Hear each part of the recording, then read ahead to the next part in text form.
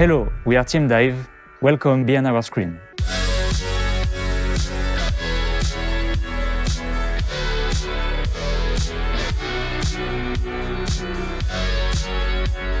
Our movie is all about an ill-fated attempt to save mankind through a greedy industrial process which has a harrowing impact on nature.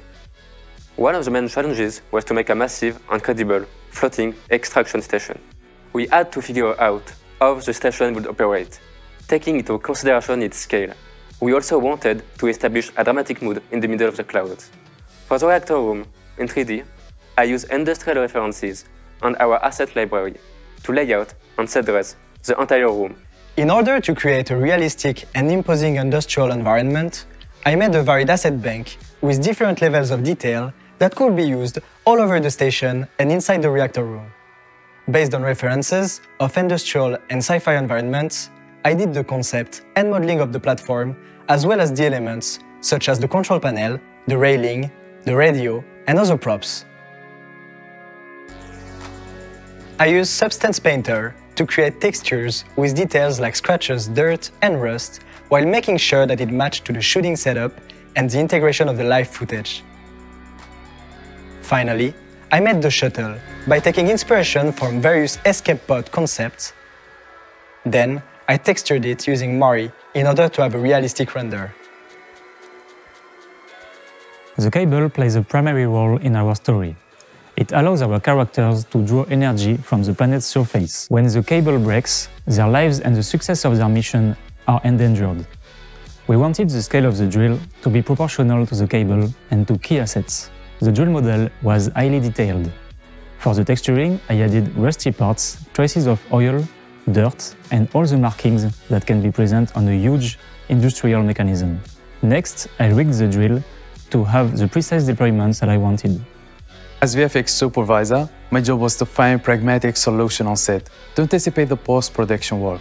I used the virtual production tool developed by the film team from Relativity to precisely match the live-action lighting with the CG lighting in the 3D space.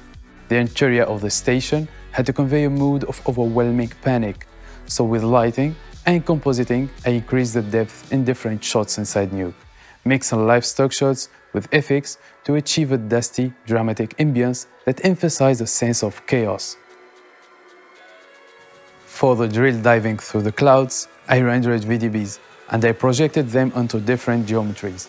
I also composited digital matte paintings for several shots to optimize rendering time. We were inspired by the landscape of the film, The Martian, to build a lifeless planet. I used Houdini to create different height fields for total control all along the production. I made my own layout, adding details with height field nodes. Then, I scattered rocks to give the feeling of large scale. For some shots, I improved the mood with matte paintings. The explosion of the cable is a dramatic turning point in our story, so it had to appear huge, realistic, and scary. I simulated different layers of smoke simulation with dust particles and created a custom electricity generator to add complexity to the whole effect and reinforce the realism. The stakes for the drill crash were similar. The ground dust for the effects had to not only match the size of the environment, but also the shape of the terrain. First, I laid out the path for simulation to travel along the surface, then I created a velocity field from it. Next, I broke the effect down into layers of individual effects. These were composited with the live FX stock shots to give extra depth. The destruction of the cable is divided into 3 different shots, so I simulated the FX in 3 parts. First, I exploited and merged the cable with the EMP shockwave. Second, I unhooked the cable gradually. And third, I let the cable fall and collide with the surface of the reactor room. I chose different materials to create the layers inside the cable, such as smaller cables intertwining around the metal structure and the big compact elastic for the core. I also made different setups with different styles of smoke, like the cloud interaction with the diving drill, the smoke caused by the shuttle landing.